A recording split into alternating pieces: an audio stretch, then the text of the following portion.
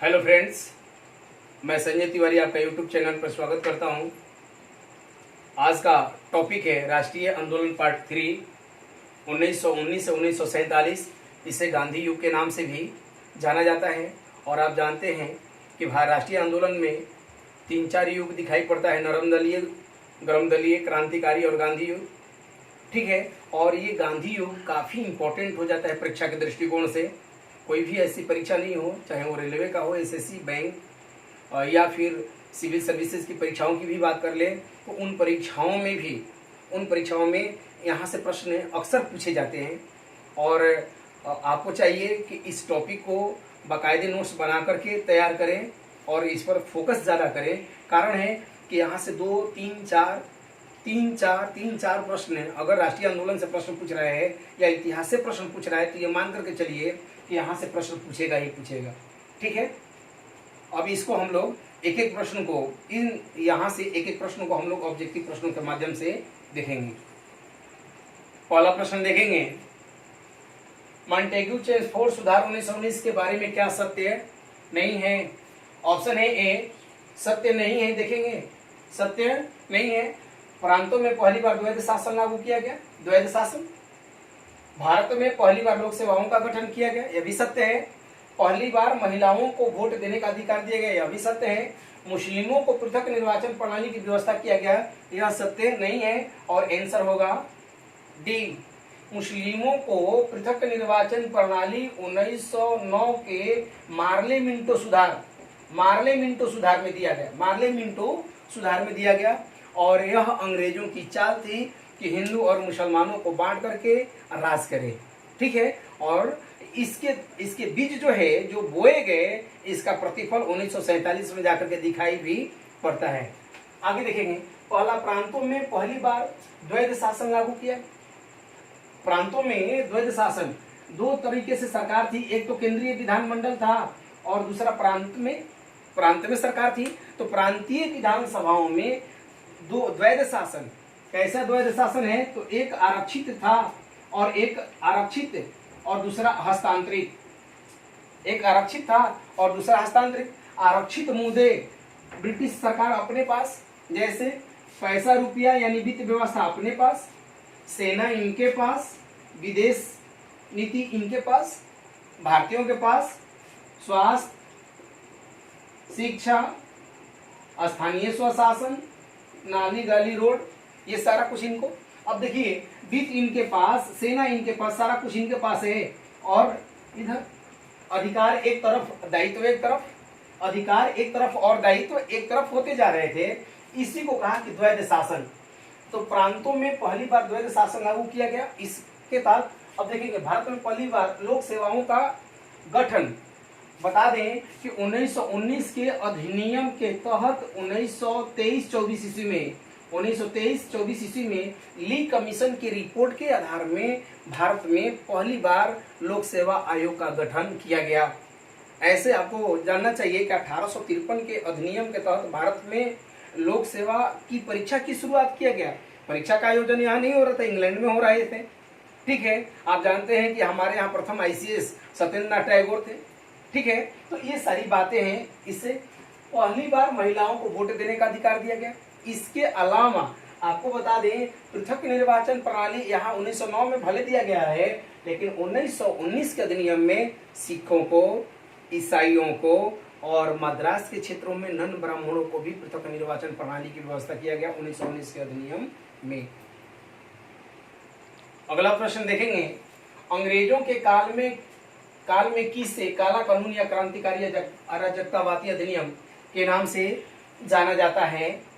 ठीक है। इसमें आंसर होगा डी, रॉलेट एक्ट 1919। ठीक है। इसे काला कानून या न अपील, न वकील, न दलील कानून, या इसे क्रांतिकारी अराजकतावादी अधिनियम के नाम से भी जाना जाता है। ठीक है। अब देखेंगे, यह कानून जो है सिडनी रॉलेट की अध्यक्षता में 1919 ईस्वी में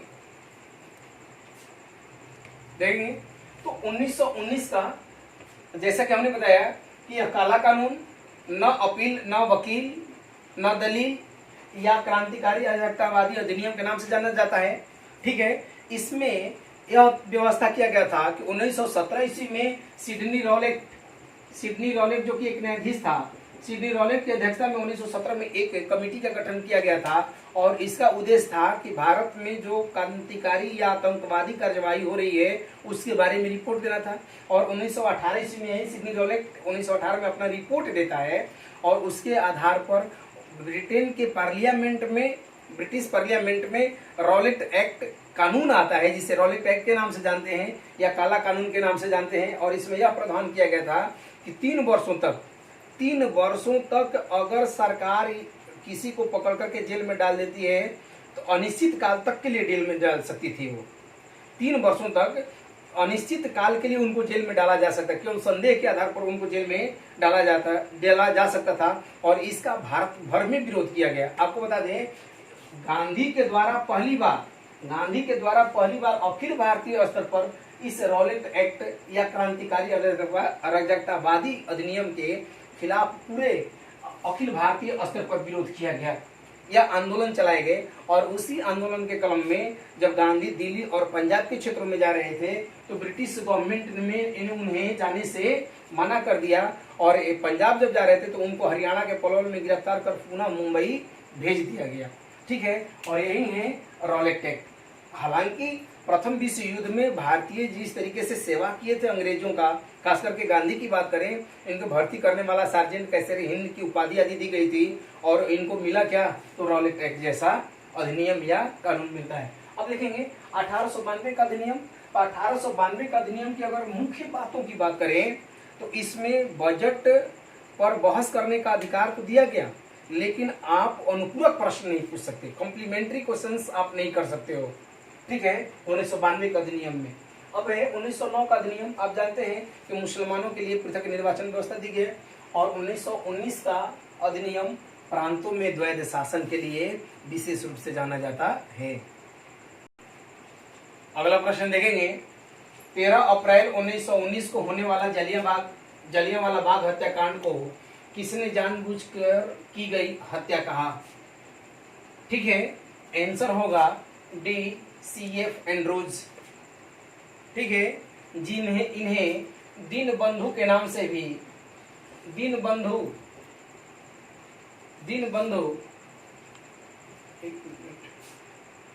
CF एंड्रूज, जिन्हें दीनबंधु भी कहा जाता है। और इन्होंने कहा कि 13 अप्रैल 1919 का होने वाला जलियांवाला बाग हत्याकांड जानबूझकर किया गया हत्याकांड था। ठीक है, आपको बता दें कि जलियांवाला बाग हत्याकांड पंजाब में और पंजाब के अमृतसर में हुआ था। कब? तो 13 अप्रैल 1919 ईस्वी को। अब देखेंगे ए पर है गांधी जी। इसका संबंध रॉलेट एक्ट से भी है। रॉलेट एक्ट के खिलाफ में गांधी अखिल भारतीय स्तर पर, पूरे भारतीय स्तर पर आंदोलन कर रहे थे और आंदोलन के क्रम में जब ये पंजाब जा रहे थे तो इनको रोक दिया गया और रोक दिए जाने के कारण पंजाब की जनता में आक्रोश उत्पन्न हुआ। ठीक है, तो इसका भी संबंध, जलियांवाला बाग हत्याकांड का भी संबंध गांधी से है। ठीक है, अब है डॉक्टर सत्यपाल और सैफुद्दीन किचलू। तो डॉक्टर सत्यपाल और सैफुद्दीन किचलू ऐसे नेता थे जो कांग्रेस कमेटी के सदस्य थे और स्वागत कमेटी के सदस्य थे, जो गांधी की स्वागत। और सरकार जो है, ब्रिटिश सरकार, जनरल ओ डायर जो वहाँ का पंजाब का लेफ्टिनेंट गवर्नर था, इन लोगों की गिरफ्तारी की। और इस गिरफ्तारी के खिलाफ में जब जन आक्रोश मार्च निकला तो उसमें गोली चलवा दिया गया। और गोली चलवाने के क्रम में आंदोलनकारियों ने भी कई पुलिस पर हमला कर दिए, थानों पर हमला कर दिए, जिसके कारण यहाँ पर धारा 44 लागू कर दिया गया। धारा 44 लागू कर करके जनरल ओ डायर ने एक सैनिक अधिकारी आर डायर को यह काम सौंप दिया। ठीक है, और अगले दिन 13 अप्रैल 1919 को बैसाखी का दिन था और लोग जो है जलियांवाला बाग में जुटे हुए थे और वह बाग चारों तरफ से घिरा हुआ था और एक ही रास्ता था, संकीर्ण रास्ता था। ठीक है, और उसमें लगभग हजारों की संख्या में लोग जुटे हुए थे। भाषण हो रही थी और उस भाषण पर वहां पर आर डायर आता है, जो सैनिक अधिकारी है, आर डायर आता है और कुछ समय देता है, 3 मिनट कहा जाता, लिखा है कि 3 मिनट मात्र समय दिया। इसके बाद अपने सैनिकों को फायर करने का आदेश दिया और जब तक गोलियां थीं तब तक फायर करता रहा। और इस क्रम में बहुत सा मतलब लगभग हजारों लोग मारे गए और लिखता है कि 1200 से अधिक लोग घायल हुए। ठीक है, तो इस तरीके से जालियांवाला बाग हत्या, नृशंस हत्याकांड के बारे में CF एंड्रूज ने कहा कि यह जो है जानबूझ करके की गई हत्या है। अगला क्वेश्चन, जालियांवाला बाग हत्याकांड के विरोध में किसने नाइट की उपाधि लौटा दी? आंसर होगा रविंद्रनाथ टैगोर। रविंद्रनाथ टैगोर जालियांवाला बाग हत्याकांड से इतने दुखी थे कि उन्होंने कहा कि अब समय आ गया है कि अंग्रेजी सरकार ने जितनी भी उपाधियां दी है उन्हें लौटा दिया जाना चाहिए, और उसी क्रम में वे नाइट की उपाधि लौटा देते हैं। ठीक है, अब देखेंगे गांधी जी। ठीक है, तो गांधी जी ने इनको कैसरे हिंद की उपाधि मिली थी, कैसर ए हिंद की उपाधि मिली थी, लेकिन वे जालियांवाला बाग हत्याकांड के समय में नहीं लौटाए। वो असहयोग आंदोलन, आगे पढ़ेंगे, असहयोग आंदोलन के टाइम में कैसरे हिंद की उपाधि रिटर्न करते हैं अंग्रेजों को। ठीक है, जो उनको प्रथम विश्व युद्ध में उनके हेल्प करने के परिणाम स्वरूप मिला हुआ था। शंकरन नायर ने गवर्नर जनरल के कार्यकारिणी परिषद से इस्तीफा दे दिया था जालियांवाला बाग हत्याकांड के बाद में। सुब्रमण्यम अय्यर की बात करें तो सुब्रमण्यम अय्यर ने होम रूल लीग 1916 से इनका संबंध है, और होम रूल लीग 1916, और यह एनी बेसेंट के सपोर्टर थे।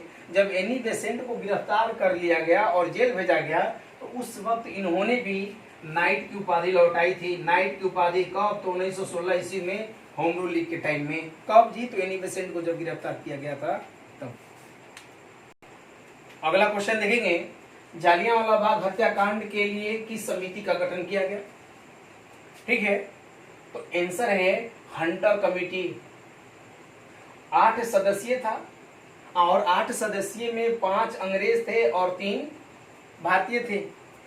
और इस हंटर कमेटी ने रिपोर्ट दिया, और उस रिपोर्ट से पहले ही ब्रिटिश गवर्नमेंट ने इंडेमिनिटी बिल पास कर इसके जो दोषी थे उनको बचाने का भरपूर प्रयास किया। ठीक है, अब याद रखना होगा हंटर कमेटी और हंटर आयोग। हंटर आयोग का संबंध शिक्षा से है, जबकि हंटर कमेटी का संबंध किससे? जालियांवाला बाग हत्याकांड 13 अप्रैल 1919। तहकीकात कमेटी, सॉरी देखेंगे, जालियांवाला बाग हत्याकांड के लिए किस समिति का गठन किया गया? तो इसमें आंसर होगा ई, नॉन या एक से अधिक। इसमें आंसर होगा एक से अधिक। हंटर कमेटी और तहकीकात कमेटी दोनों। ठीक है, और हंटर कमेटी में जैसा कि आपको बताया कि 8 सदस्यीय था, 5 जो है अंग्रेज थे और 3 भारतीय थे।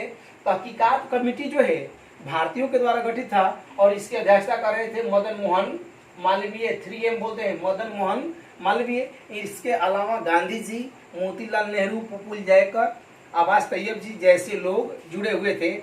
और इस तहकीकात कमेटी ने कहा कि इसमें हजारों लोग मारे गए और लगभग कई हजार लोग घायल रहे, जबकि हंटर कमेटी ने कहा कि 1000 लोग घायल रहे और 379 लोग ही मारे गए।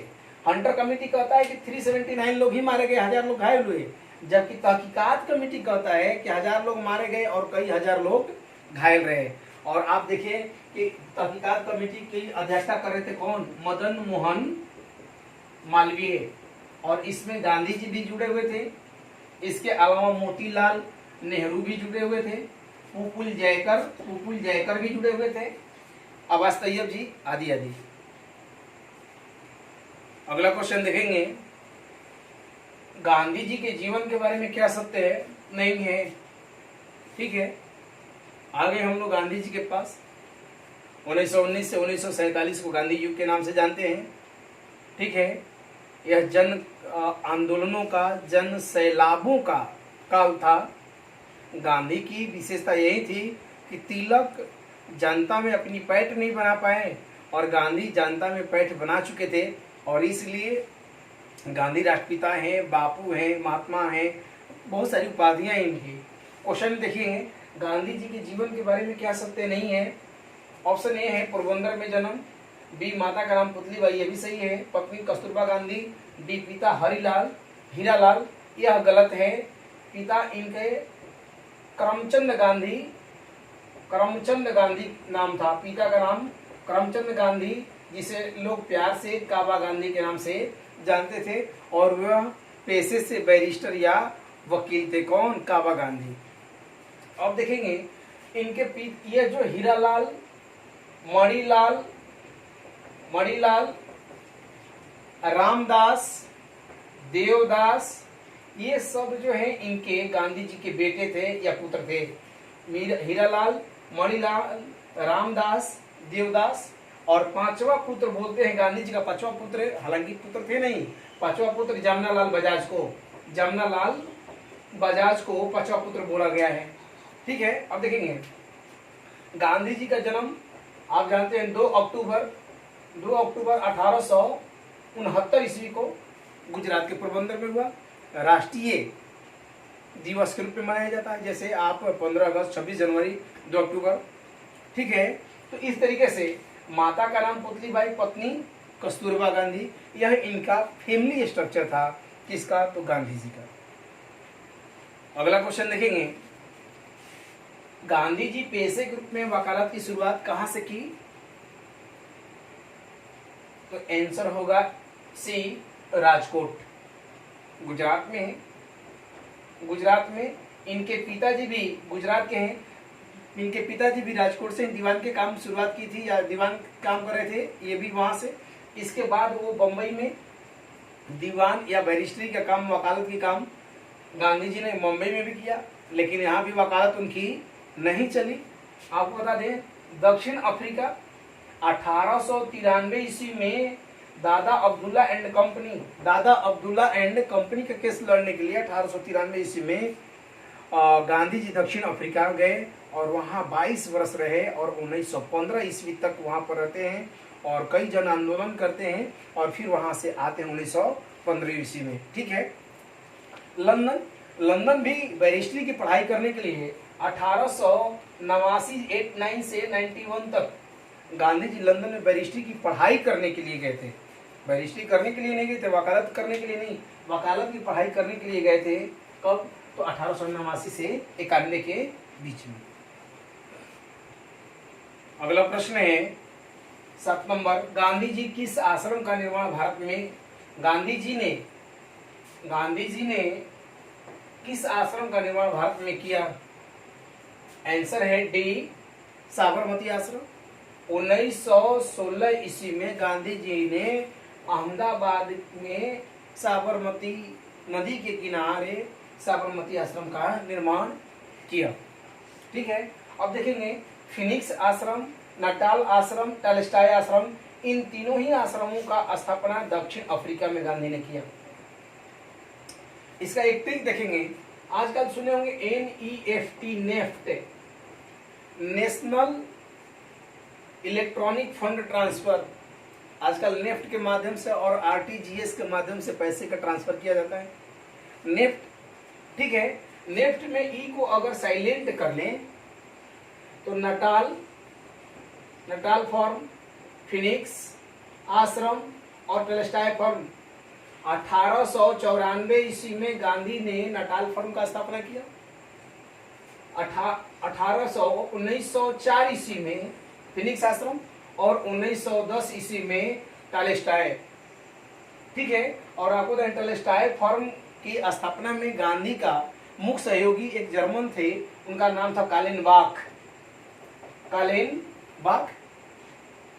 ठीक है, और इसी टॉलस्टॉय फॉर्म में गांधी ने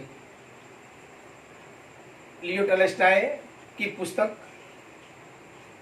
या फिर श्रीमद् भागवत की किताब, रस्किन बॉन्ड की किताब आदि को पढ़ा, और वहीं से सत्य अहिंसा के विचार भी उनके दिमाग में आए।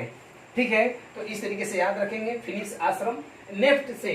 नेफ्ट आप जानते हो बैंकिंग सिस्टम का बड़ा ही आजकल प्यारा टर्म है NEFT, national electronic fund transfer. आजकल किसी को भी पैसा ट्रांसफर तो नेफ्ट कर दो, आरटीजीएस कर दो।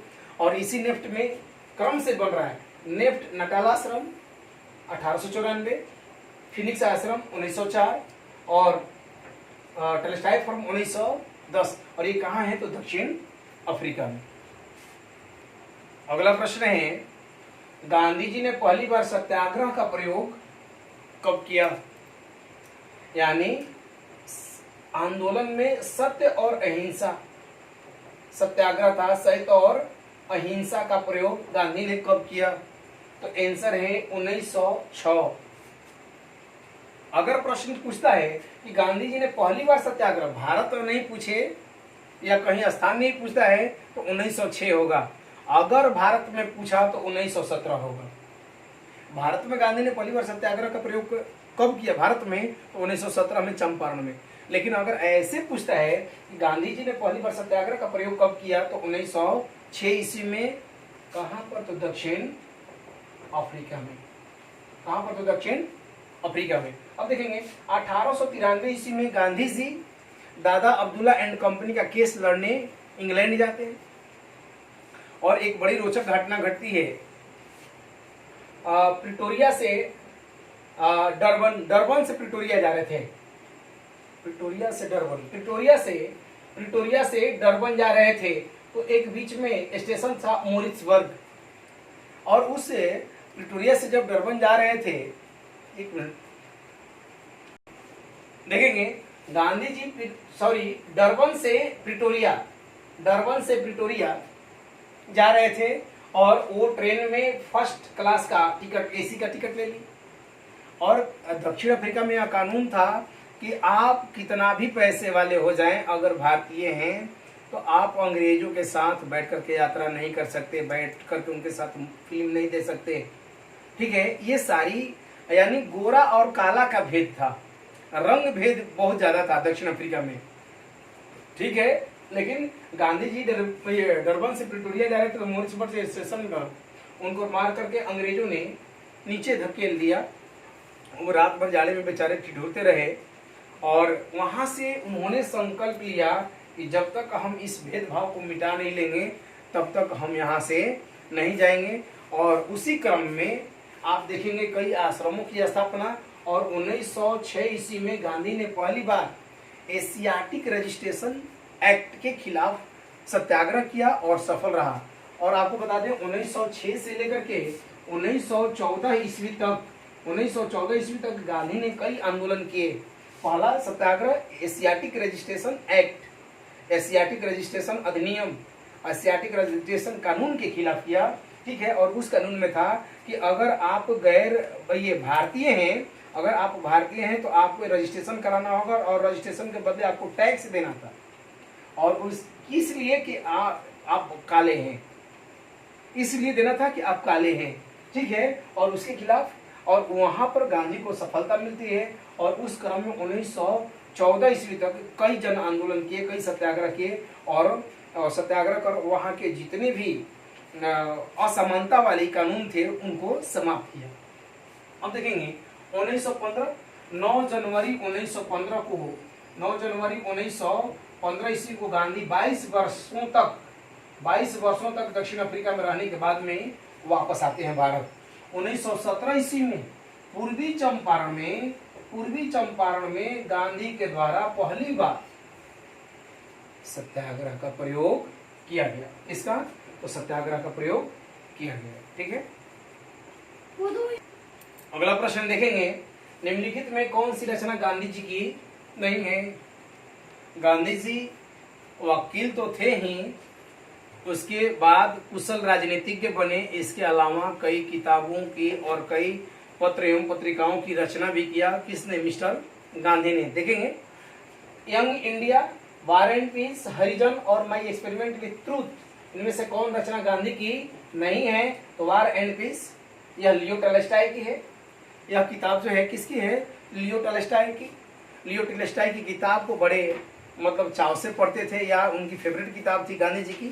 ठीक है, अब देखेंगे यंग इंडिया, भारत आए तो 1919 ईस्वी के आसपास उन्होंने यंग इंडिया या नवजीवन नामक किताब की रचना की।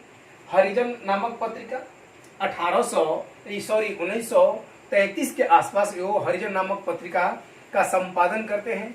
ठीक है, दक्षिण अफ्रीका में जाएंगे तो दक्षिण अफ्रीका में हिंद स्वराज पुस्तक का नाम है, हिंद स्वराज नामक पुस्तक की रचना दक्षिण अफ्रीका में। जबकि इंडियन ओपिनियन, इंडियन अंग्रेजी में लिखते हैं इंडियन ओपिनियन नामक समाचार, ओपिनियन नामक समाचार पत्र, यह समाचार पत्र है, यह पुस्तक है। हम भी देखेंगे माई एक्सपेरिमेंट विथ ट्रूथ, यह गांधी जी की आत्मकथा है। ठीक है, तो इस तरीके से my experiment with truth, Harijan, young India, Hind Swaraj और इंडियन ओपिनियन, ये सभी की रचना किसने किया? तो मिस्टर गांधी ने। अगला क्वेश्चन देखेंगे, निम्नलिखित में कौन चंपारण सत्याग्रह में गांधी जी के सहयोगी नहीं थे?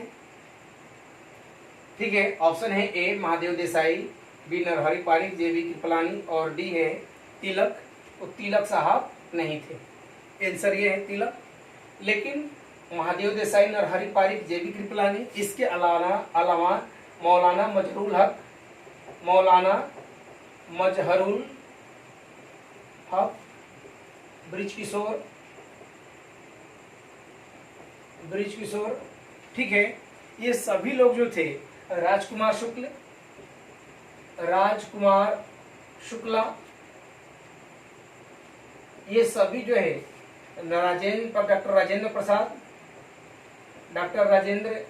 प्रसाद, ठीक है, ये सभी जो है चंपारण सत्याग्रह में गांधी जी के सहयोगी थे। सुनेंगे, कोई कहानी है।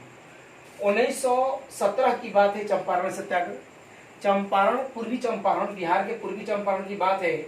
और गांधी ने पहली बार भारत में अगर सत्याग्रह की शुरुआत कहीं से की तो बिहार की धरती से। ठीक है, और बिहार की धरती में पूर्वी चंपारण से 1917 ईस्वी में।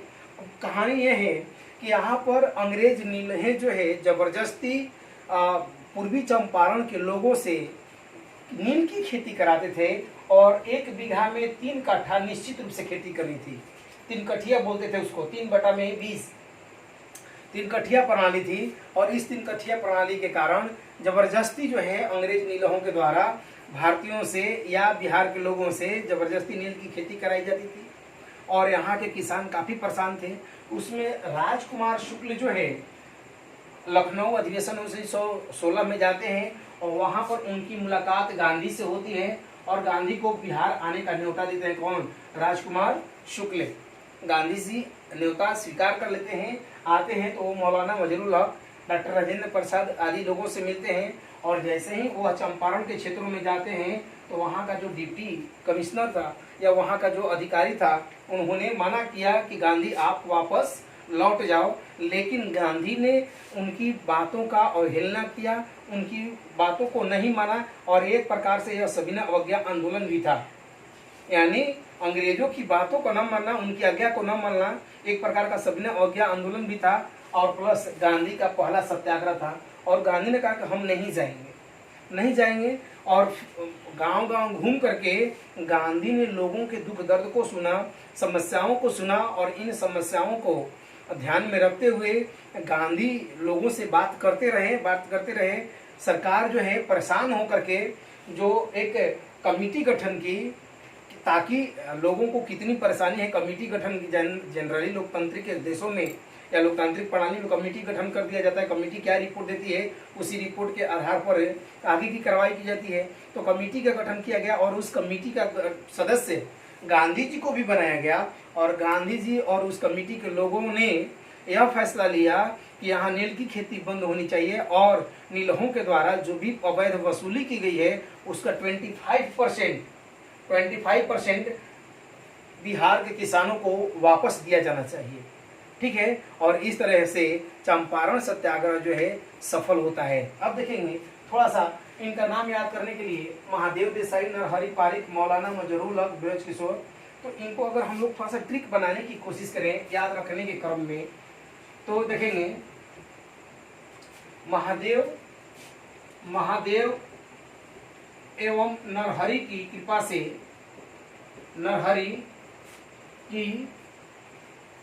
से गांधी जी मजे के साथ मजे के साथ चंपारण सत्याग्रह में सफल रहे। चंपारण सत्याग्रह में सफल रहे। महादेव देसाई, नरहरि पारिक, जेबी कृपलानी, गांधी जी, मौलाना मजहरूल हक, इसके अलावा ब्रिज किशोर, राजेंद्र प्रसाद को आप याद ही रखेंगे, डॉक्टर राजेंद्र प्रसाद यही के हैं। राजकुमार शुक्ल आप जानते हैं कि उनको बुलाकर के लाए थे। तो इस तरीके से महादेव एवं नरहरि की कृपा से गांधी जी मजे के साथ चंपारण सत्याग्रह में सफल रहे। तो इस तरीके से अगर इसको एक कहानी बना करके रखेंगे तो आसानी से याद भी हो जाएगा। ठीक है, अगला क्वेश्चन है अहमदाबाद मिल मजदूर आंदोलन का मुख्य कारण क्या था? ठीक है, तो इसमें ऑप्शन है ए लगान में वृद्धि, बी लगान में छूट न दिया जाना, सी है प्लेग बोनस और डी है महंगाई भत्ता। आंसर होगा प्लेग बोनस। प्लेग बोनस के लेकर के अहमदाबाद मिल मजदूर आंदोलन 1918 ईस्वी में हुआ था और उसका नेता कौन था? तो गांधी जी। सुनेंगे 1918 में जैसे आजकल कोरोना का प्रभाव है, ठीक उसी तरीके से 1918 में गुजरात के अहमदाबाद में प्लेग आया हुआ था। प्लेग बैक्टीरियल डिजीज है। ठीक है, और इस अभी जो है बड़ी तेजी से फैलता है, खास चूहा इसके वाहक होते हैं, बैक्टीरिया से होता है ये। तो ये अहमदाबाद में प्लेग आया हुआ था और प्लेग के कारण बहुत सारे मजदूर अपने घर को जा रहे थे। वैसी स्थिति में मिल मालिक मजदूरों को समझा बुझा करके जब रोके हुए थे और प्लेग बोनस बढ़ाए हुए थे, ठीक है, तो उस प्लेग की समस्या समाप्त होने के बाद में बोनस समाप्त करना चाह रहे थे और इसी को लेकर के मजदूर जो है आंदोलित हुए और उनका नेतृत्व गांधी करना शुरू किए। ठीक है, अंबा सारालाल भाई मिल मालिक थे। ठीक है, और उन्हीं को लेकर के उन्हीं के मिल के खिलाफ में या उन्हीं के खिलाफ में गांधी जी ने सत्याग्रह करना शुरू किया। ठीक है, और जबकि अंबा सारालाल भाई गांधी जी के मित्र थे, इनकी बहन अंबा सारालाल भाई उनकी बहन जो अनसुईया बेन थी वो गांधी जी की सहयोगी थी। इस आंदोलन में गांधी जी के सहयोग करी थी और इस आंदोलन में गांधी जी ने मजदूरों को 35% प्लेग बोनस देने के लिए मिल मालिक को राजी करा लिया और कहा कि अगर आप इस हमारी बात से सहमत नहीं है तो आप ट्रिब्यूनल का गठन करा लो और ट्रिब्यूनल जो कहता है वो कीजिए। तो ट्रिब्यूनल ने भी कहा कि आप गांधी जो कह रहे हैं वह सत्य है और इस तरह 1918 ईस्वी में गांधी का दूसरा सत्याग्रह अहमदाबाद मिल मजदूर आंदोलन जो है सत्याग्रह के रूप में सफलतापूर्वक समाप्त होता है। अगला क्वेश्चन देखेंगे खिलाफत आंदोलन के बारे में क्या सत्य नहीं है? ऑप्शन है ए इसके प्रमुख नेता अली बंधु थे। सेवर्स की संधि द्वारा इसका उल्लंघन किया गया। गांधी जी को अखिल भारतीय खिलाफत कमेटी का अध्यक्ष बनाया गया।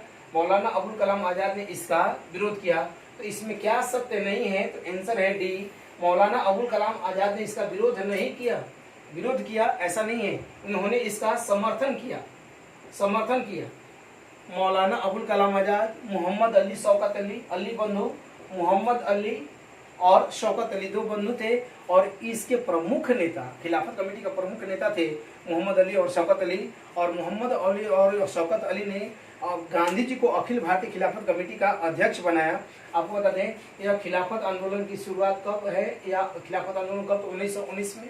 अब देखेंगे इसका कारण क्या रहा है। तो कारण ये था कि असंतुष्ट थे भारत के मुसलमान अंग्रेजों से। कारण था कि प्रथम विश्व युद्ध में इनसे सहयोग लिए थे और जब वो युद्ध में जीत गए तो इनको ठेंगा दिखा दिए। यानी जो तुर्की के खलीफा थे उन तुर्की को कई भागों में बांट करके आपस में बांट करके अपने अपने हिस्से में रख लिया। ठीक है, जिसके कारण भारत में खिलाफत आंदोलन और उसके नेता थे कौन? तो मोहम्मद अली और शौकत अली। अगला क्वेश्चन देखेंगे कांग्रेस के किस अधिवेशन में असहयोग आंदोलन का प्रस्ताव अंतिम रूप से पारित कर दिया गया? असहयोग आंदोलन आप देखें कि खिलाफत कमेटी पहले आंसर देख लिया जाए। कांग्रेस के किस अधिवेशन में असहयोग आंदोलन का प्रस्ताव अंतिम रूप से पारित कर दिया गया? तो आंसर है बी नागपुर अधिवेशन 1920 जिसकी अध्यक्षता कर रहे थे वीर राघवाचारी। बहुत इंपॉर्टेंट होता है, कई बार परीक्षाओं में ये पूछ भी चुका है कि किस अधिवेशन में असहयोग आंदोलन का प्रस्ताव अंतिम रूप से पारित कर दिया गया। तो 19 दिसंबर 1920 का अधिवेशन है। कल ये नागपुर अधिवेशन, उसकी अध्यक्षता कर रहे थे वीर राघवाचारी। भारतीय राष्ट्रीय कांग्रेस का अधिवेशन है। अब देखेंगे कलकत्ता अधिवेशन 1920, यह भी है लेकिन यह सितंबर में है और इसकी अध्यक्षता लाला लाजपत राय कर रहे थे। और इस अधिवेशन में असहयोग आंदोलन के प्रस्ताव को रखा गया कि असहयोग आंदोलन होना चाहिए, ठीक है।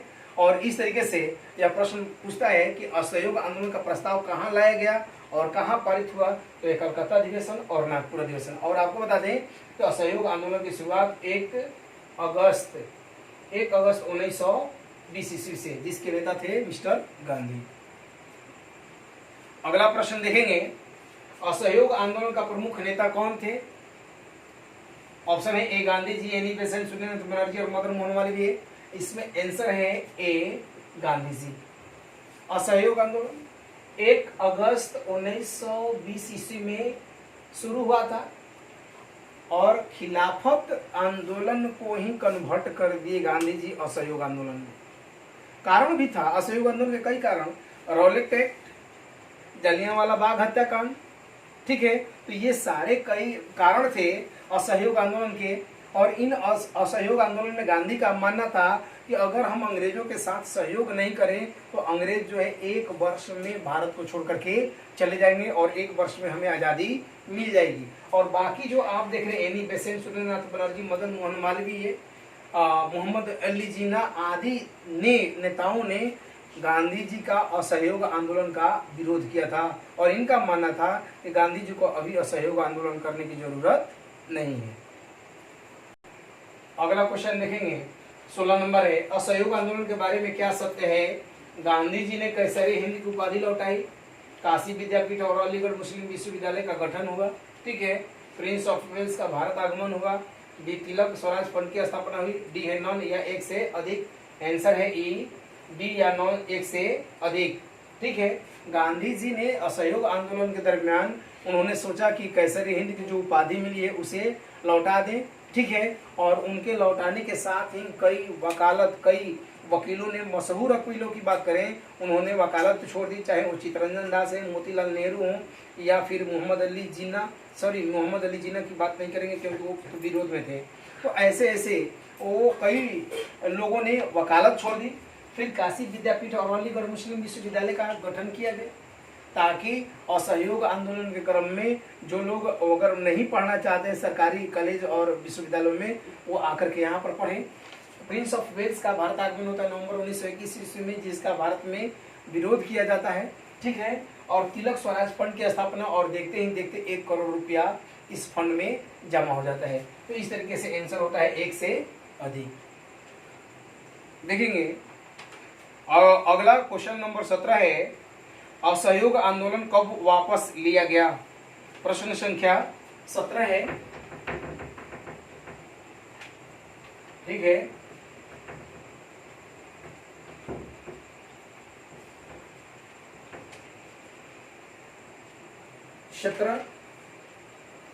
प्रश्न है असहयोग आंदोलन कब वापस लिया गया, ठीक है। इसमें आंसर है डी आंसर है 22 फरवरी 1922, सॉरी 12 फरवरी 1922 ईस्वी को बारदोली में बैठक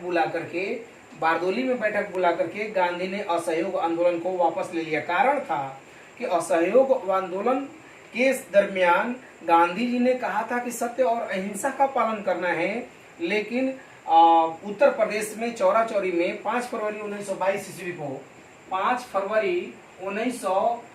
ईस्वी को 22 पुलिस वालों को वहां की जनता ने या आंदोलनकारियों ने मार डाला, जिसके कारण गांधी जो है बारदोली में बैठक बुलाकर 12 फरवरी 1922 ईस्वी को असहयोग आंदोलन वापस ले लिया, ठीक है। देखेंगे क्वेश्चन नंबर 18, स्वराज पार्टी के संस्थापक कौन थे?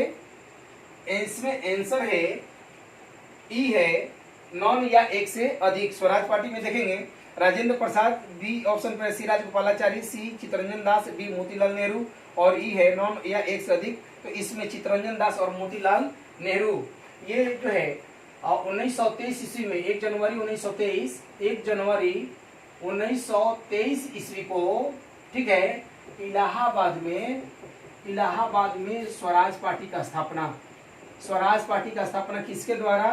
तो मोतीलाल नेहरू प्लस चित्तरंजन दास के द्वारा। कहाँ पर? तो इलाहाबाद में। अब है कि आखिर स्वराज पार्टी की स्थापना क्यों? आप जानते हैं कि 1922 ईस्वी में गांधी ने असहयोग आंदोलन वापस ले लिया, राजनीतिक शून्यता थी और इन दोनों बंधुओं का मानना था, इनके साथ लाला लाजपत राय भी थे, अगर यहाँ कर ले लाला लाजपत राय तो भी ठीक रहेगा। तो लाला लाजपत राय और चित्तरंजन दास और मोतीलाल नेहरू का मानना था कि हम लोग स्वराज पार्टी का गठन कर करके और केंद्रीय और प्रांतीय विधानसभाओं में जाकर के हम कांग्रेस के अंग्रेजों की नीतियों का विरोध करेंगे, और इस बात को ध्यान में रखते हुए स्वराज पार्टी का गठन किया गया। किनके द्वारा? तो मोतीलाल नेहरू और चित्तरंजन दास के द्वारा इलाहाबाद। देखेंगे बोरसद आंदोलन का संबंध किस राज्य से है? तो इसमें आंसर है सी, गुजरात। सी है गुजरात, बोरसद आंदोलन, ठीक है। और बोरसद आंदोलन आपको बता दें कि 1922 ईस्वी में असहयोग आंदोलन समाप्त होने के बाद में कई आंदोलन हुए, जैसे पंजाब में अकाली आंदोलन, गुजरात में बोरसद आंदोलन, केरल में बाईकुंभ सत्याग्रह, ठीक है। तो इस प्रकार से कई प्रकार के सत्याग्रह और आंदोलन हुए और 1922 के बाद में। तो बोरसद आंदोलन का हुआ गुजरात में, ठीक है। अगला क्वेश्चन देखें, ठीक है। अगला क्वेश्चन जो है 20 नंबर देखेंगे, 20 नंबर, ठीक है। 20 नंबर क्वेश्चन, साइमन कमीशन के बारे में क्या सत्य नहीं है? ऑप्शन ए है 3 फरवरी 1928 को बंबई पहुंचा, लाला लाजपत राय ने साइमन कमीशन वापस जाओ का नारा दिया, यह 10 सदस्यीय था और डॉक्टर भीमराव अंबेडकर ने साइमन कमीशन का सहयोग किया। तो इसमें आंसर है सी, यह 10 सदस्यीय नहीं था, यह 7 सदस्यीय था, 7 सदस्यीय था। आंसर सी है। 10 सदस्यीय की जगह पर क्या था? ये 7 सदस्य थे और सातों के सातों अंग्रेज थे, और इसी बात को लेकर के साइमन कमीशन का विरोध किया जा रहा था। 1919 के भारत शासन अधिनियम या मॉन्टेग्यू चर्च सुधार अधिनियम में यह व्यवस्था दिया गया था कि प्रत्येक 10 साल के बाद में एक नया कानून बनाने के लिए समिति या आयोग का गठन किया जाएगा। लेकिन सरकार ने 1927 ईस्वी में साइमन कमीशन का गठन कर दिया, क्योंकि इंग्लैंड में चुनाव था। लेकिन गलती क्या की है कि 7 सदस्यीय बना और सातों के सातों अंग्रेज थे, और कानून बनाना था भारत के लिए और सातों के सातों सदस्य अंग्रेज थे, इसलिए भारत में इसका चहुओर विरोध किया गया और 3 फरवरी 1928 ईस्वी को आता है। और इसका विरोध जो है और हर जगह पर काला झंडा दिखा कर किया जाता है, और लाहौर में लाला लाजपत राय ने इसका विरोध किया और कहा कि साइमन गो बैक, ठीक है। और वहीं पर इनको लाठी की मार से, पुलिस की लाठी के मार से यह जो है कुछ दिनों के बाद इनकी मृत्यु हो जाती है। तो यह कहानी साइमन कमीशन से जुड़ा हुआ। और आपको बता दें, यह जो फॉर्मेट है, क्वेश्चन हमने डाला है, आप हमारे फेसबुक पर या फिर हमारे चाहे तो व्हाट्सएप पर, फेसबुक पर चाहिए, ये क्वेश्चन आपको मिल जाएगा।